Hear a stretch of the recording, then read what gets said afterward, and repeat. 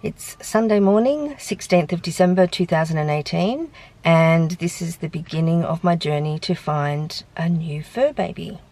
So I've just driven about an hour and a half down the coast to Avoca Beach on the Central Coast to meet a little kitten who I hope will be joining our family. Her name's currently Moana. I won't be keeping that name.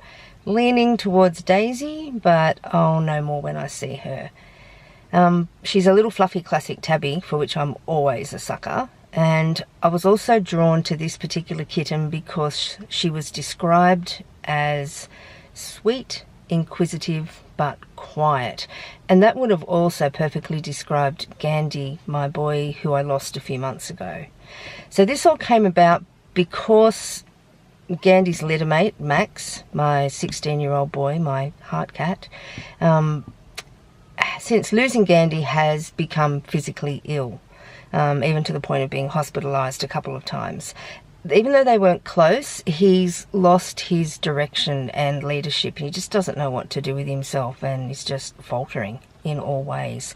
The vet suggested that a little girl kitten might help, because girls tend to naturally lead, so that's why girl over boy.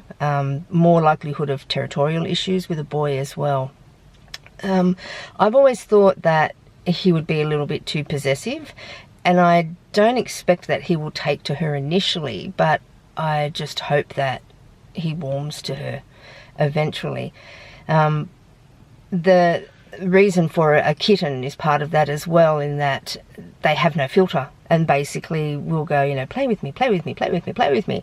And the hope is that he will eventually just go, oh, fine, I'll play with you.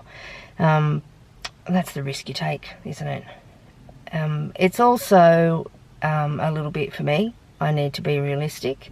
With Max's age and his kidney condition, he doesn't have unlimited time.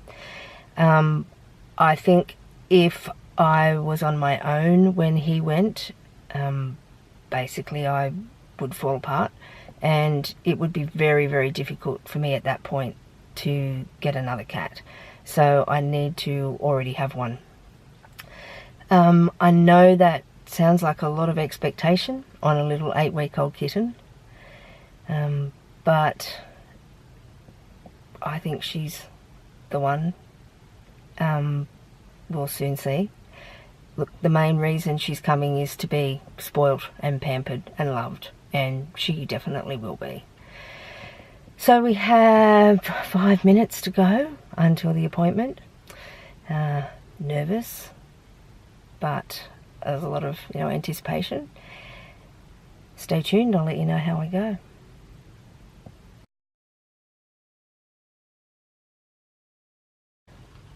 Wow, she moved me to tears. What a precious little bundle. So tiny. I didn't expect her to be that small at 8 weeks. Of course, I couldn't video in there, but here are a couple of quick phone snaps. She certainly doesn't look like a daisy, so I'll have to put some more thought into her name. Also, when we were talking about that as her potential name, she actually rolled her eyes at us, so we figured pretty quickly that wasn't the right name. She was a colony cat, and with her 2 brothers has only become used to being handled by a human in the last 2 weeks. I'm taking the fact that she immediately settled down on my chest, purred and fell asleep as a good sign, and the commitment has been made. She was due to be desexed tomorrow by a vet who will do them at 800 grams, but she lost a tiny little bit of weight and will have to forego that appointment. So being a very busy kitten season, it's most likely now that we'll need to wait for her to reach 1 kilo, and then she'll be booked in. So it will be a number of weeks before she comes home, which was my initial expectation before I knew about the 800 gram thing. So yeah, that's okay. The optimum time for a kitten to leave is, or to be adopted, is 10 to 12 weeks. But that's plenty of time to prepare for her really well, so there'll be a lot happening in the meantime. If you would like to stay updated with how the preparations are going and what happens when she arrives home, please subscribe, like the video, click on the bell to receive notifications. These are exciting times. See you next time.